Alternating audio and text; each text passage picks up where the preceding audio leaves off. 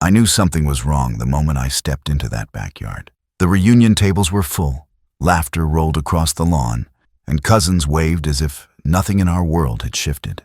But my daughter, my only child, stood near the grill with her back stiff, her hand wrapped around her mother's bracelet like it was a shield. She saw me. I know she did. Yet she turned her head so sharply, it looked intentional, like she was trying to erase the sight of me. I walked toward her anyway, hoping it was just a bad moment or something heavy on her mind. I even smiled because I still try to meet her with warmth, no matter how cold she becomes. But when she finally faced me, there was nothing in her eyes. No spark, no recognition, just the kind of distant glance you give a stranger passing by your table. She greeted the others with soft jokes and easy warmth, calling them by name and leaning in when they spoke. When she turned to me, her tone flattened. "Hi," she said, like the word cost her effort. She didn't hug me. She didn't even step closer. It was the way a neighbor's child might speak to an old man they're told to be polite to. I noticed her thumb brush the bracelet again. My wife wore that bracelet every holiday, every birthday, every day she wanted to feel close to us. Seeing it on our daughter's wrist should have filled me with comfort. Instead, it felt like a memory she had stolen rather than inherited. I tried to ask her how she'd been. I tried to talk about small things, weather, work, memories of her mother that still catch in my throat. But every attempt was met with short replies, barely a word or two. It was like pulling threads from fabric that had already been torn. She kept turning away mid-sentence to speak with others, laughing at their stories, never touching mine. A few family members glanced between us. They could feel it, the stiffness in the air, the strange gap growing wider every time she avoided my eyes. No one said anything. No one ever does. Silence, I've learned, is easier than stepping into someone else's pain. I didn't mean to overhear her talking behind me. I wish I hadn't. She was speaking to her aunt, her voice quiet but sharp. "He's difficult," she said. "Always stuck in the past. It's exhausting.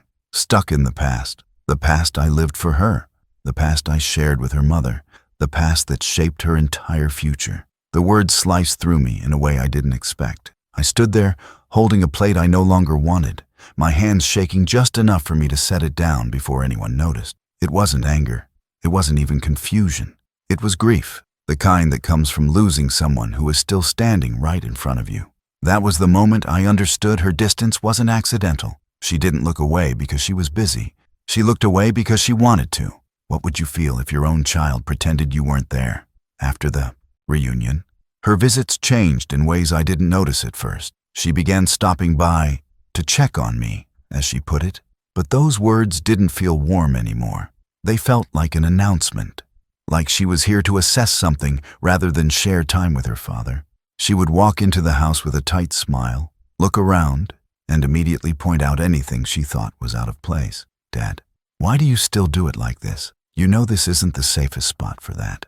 You really should try being more organized." Each sentence came dressed as concern, but beneath it was a sharpness I couldn't ignore. She started moving my belongings without asking. A chair shifted, books rearranged, my medication placed somewhere new. "So it's easier for you." I didn't remember struggling with any of it, but her tone left no room to question. When I reached for things later, they were never where I expected them to be. I began feeling lost in my own home, not because of age, but because she kept reshaping the space without my permission.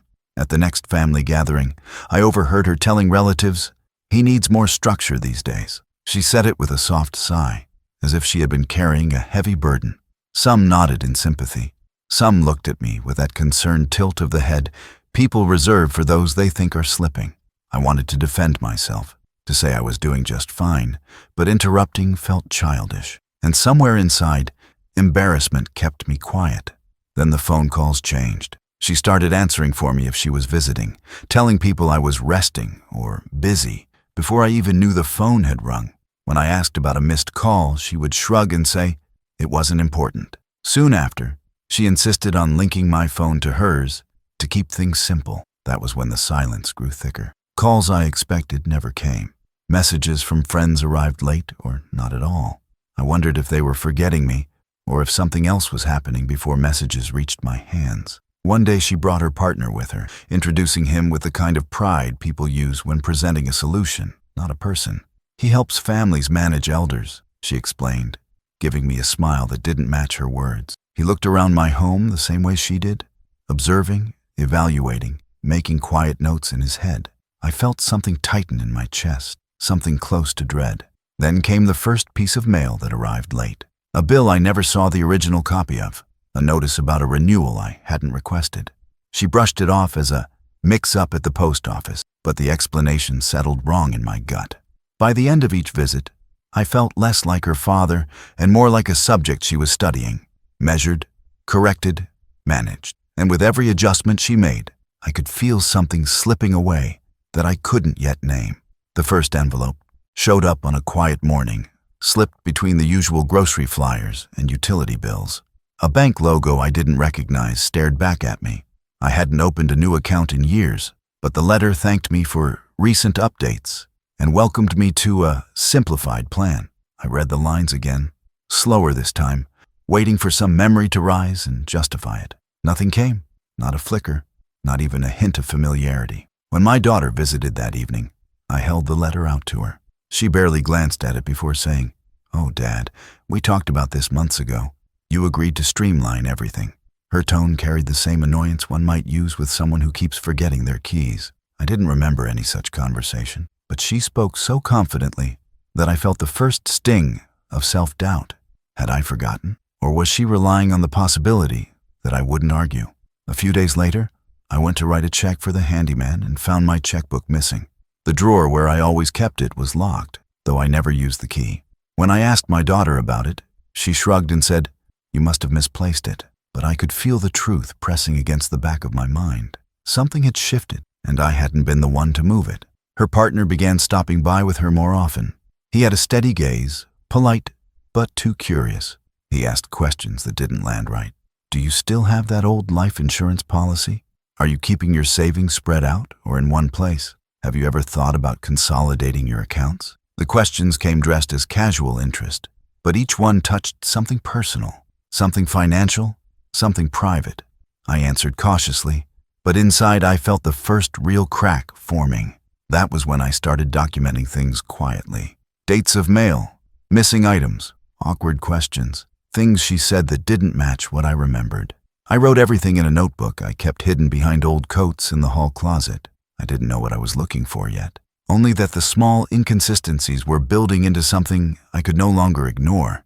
The next piece of mail came from my insurance company, confirming a policy update I never requested. This time, the confusion hit harder. I checked my online statement, and the balance felt slightly off. Nothing dramatic, just enough to make my stomach tighten. I refreshed the page, but the numbers didn't change. I didn't confront her about it. Not yet. Instead, I placed the letter in my notebook, alongside the bank envelope, the date of the locked drawer, and the notes about her partner's questions. Piece by piece, a pattern was forming, and it made my hands shake. By the end of that week, the fear settled deeply. She wasn't just managing me. She was circling my finances. Quietly, calmly, purposefully, and for the first time, I wondered what else she had already taken without telling me. The first time she hinted at it, she did it so casually, I almost missed it. We were in the doctor's office for a routine checkup, something I'd handled on my own for decades. But when the doctor asked if I had noticed any changes in my memory, my daughter answered before I could even inhale. "He's been forgetful lately," she said. "Sometimes confused. I think it's time we start keeping a closer eye on things." The doctor turned to me with a gentle, practiced look, the kind meant for fragile people. I tried to speak, to correct her, but the words caught somewhere between shock and humiliation. I managed to quiet, "I've been fine," yet even to my own ears it sounded defensive, uncertain. Her voice, steady and confident, drowned me out before I had finished the sentence. A few days later, I tried logging into my medical portal to review the visit. My password no longer worked. After several attempts, I requested a reset. The message that came back said the account was restricted for safety. I stared at the screen, feeling something cold settle in my chest. I hadn't authorized any restriction. I hadn't changed anything, but someone had. When my daughter visited next, she brought papers she called safety forms. Simple paperwork, she said, to help keep things organized. But as she laid them out on the table, I noticed familiar phrases: decision-making support, financial oversight, authority in emergencies. They looked eerily like power of attorney documents. She pointed to the signature line and said, It's just precaution, Dad. You've been overwhelmed lately. I didn't sign. My refusal irritated her, though she masked it under a thin smile. She folded the papers slowly, as if giving me time to regret my decision. Not long after, I discovered that 2 of my medical appointments had been rescheduled without anyone telling me. I arrived at the clinic only to be told the new dates were already in the system, dates my daughter had confirmed. When I asked her about it, she said, "You must have forgotten we talked about it," with the same smooth certainty she used at the doctor's office. Her confidence chipped at my own. Then the mail started coming late, or not at all. I noticed missing statements, missing reminders, missing updates. When a stack finally arrived all at once, bundled together with a rubber band, I felt a jolt of clarity. Someone had been holding my mail, someone close. From that point on, I watched every word I said around her. If I paused for a moment to remember a name, I stayed silent. If I misplaced something for a minute, I said nothing. I didn't want to hand her any more ammunition. My own caution felt like a betrayal of myself, but I couldn't risk feeding the narrative she was building. The worst moment came quietly.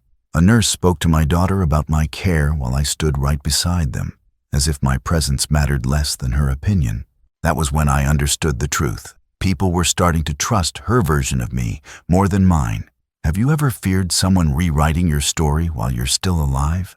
I used to think there were certain things in life a person earned simply by being loved.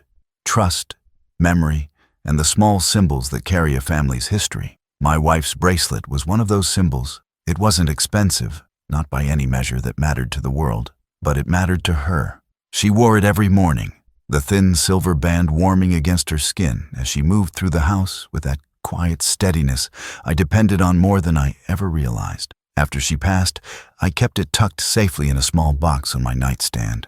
On the days when the grief was too sharp, I would hold it in my palm and remember her hand slipping into mine. But I never took it out in front of anyone. It wasn't a display piece. It was a promise, one she trusted me to keep long after she was gone. Seeing that bracelet in my daughter's hand at the reunion was like watching someone reach into the past and take something they hadn't earned. She gripped it tightly, almost possessively, while speaking coldly to me. She held the heirloom, but not the values that shaped it. She knew what it meant to her mother, but she didn't understand why. After my wife died, I did everything I could to shield my daughter from the worst parts of our grief. I worked overtime so she could finish school without worrying about bills. I picked up extra shifts when money was tight, telling her we were fine even when I was breaking inside. I made sure she had every chance her mother wanted for her. There were nights when I would sit alone in the kitchen, fighting back the weight of loss so she wouldn't see how much I was struggling. I never told her about the meals I skipped to keep the lights on. I never told her about selling my tools to cover her college application fees. I never told her how many times I sat with that bracelet, asking my wife for guidance I wasn't sure I deserved. I carried the burden silently because that's what her mother would have done. Quiet loyalty, quiet strength, quiet sacrifice. But somewhere along the way, my daughter learned the gestures and forgot the meaning. She could hold the bracelet, but she couldn't hold the patience her mother lived by.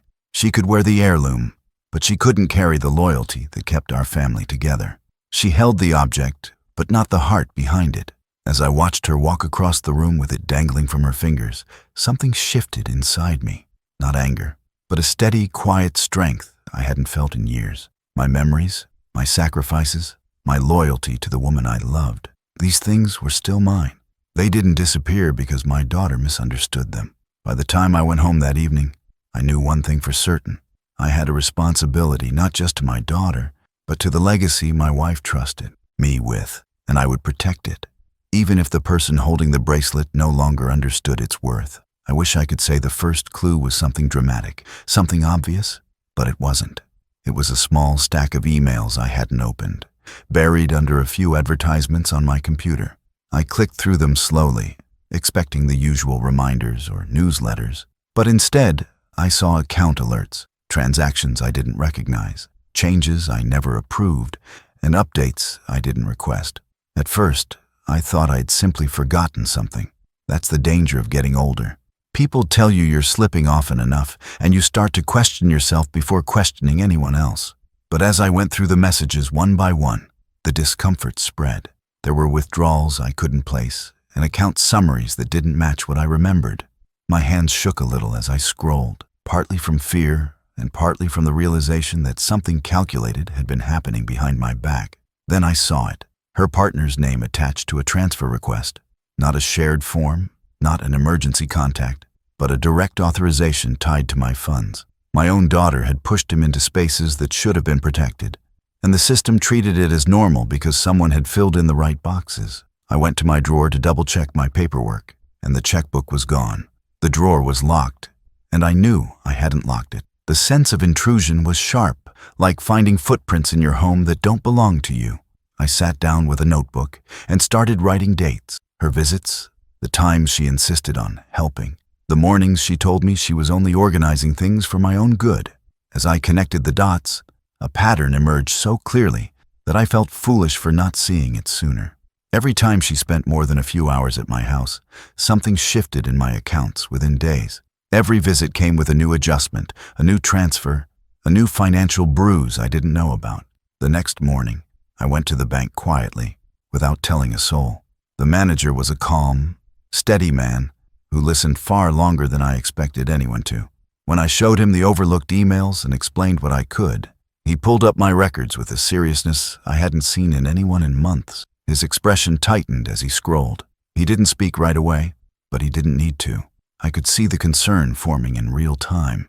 He pointed out several withdrawals marked as assisted transactions, the type usually done when someone helps an older adult manage their accounts. He confirmed the new account under my name, but clearly opened by someone else. He told me the timing wasn't normal, and the authorizations looked suspicious. By the end of our meeting, he said gently that they were opening an internal review. I walked out of the bank slower than I walked in, the air feeling heavier around me. Up until then, I'd believed my daughter's distance came from disappointment or frustration. But standing there on the sidewalk, I finally understood the truth. Her betrayal wasn't emotional. It was strategic. I waited until I had everything in front of me, the statements, the emails, the notes I had taken in the quiet hours of the night. I didn't want anger to guide me. I didn't want bitterness to lead the conversation. I wanted the truth to stand on its own, without my shaking voice or trembling hands clouding it. When she arrived, I asked her to sit at the kitchen table, the same one where she used to do her homework, while her mother and I cooked dinner behind her. Now the air around it felt colder. I slid the documents toward her and told her calmly that we needed to talk. She glanced at the papers, then at me, and her expression hardened almost instantly. She said I was overthinking again. She said I was confused. She even used the word forgetful, as if it were a shield she could hide behind. But I didn't raise my voice. I simply pointed to each transaction, each authorization, each discrepancy, and asked her to explain it. Instead of answering, she twisted her face into disappointment and told me I was remembering everything wrong. She said I had asked her to handle things months ago. She said this was just another example of why she needed to step in. Her words felt rehearsed, too clean, too prepared. It was the same script she'd used with doctors and neighbors, but now she was using it against the one person who had never asked her for anything.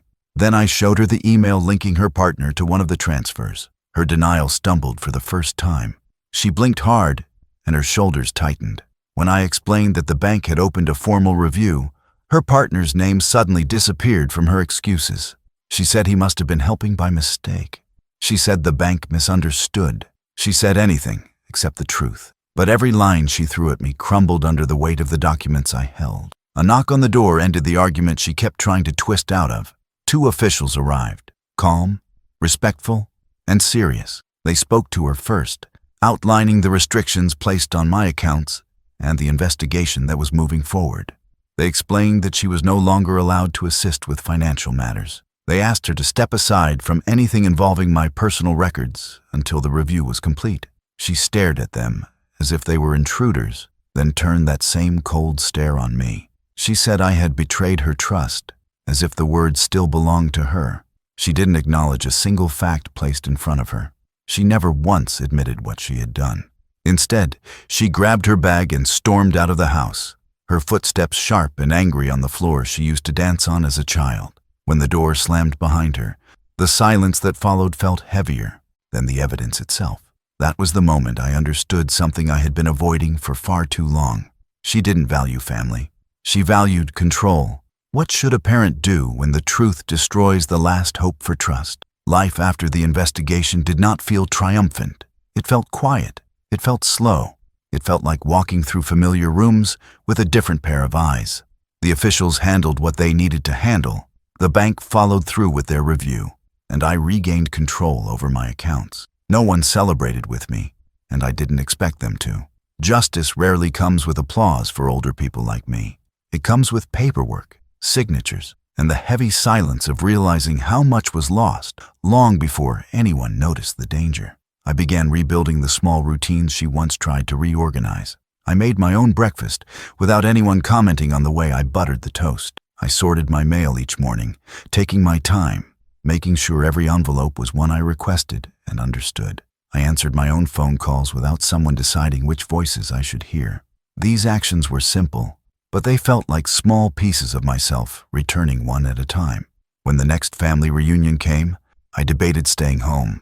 The memory of her ignoring me, of her holding her mother's bracelet like it belonged only to her grief, still burned in my chest. But I went anyway, not because I expected apologies or warmth, but because I refused to let her take one more thing from me.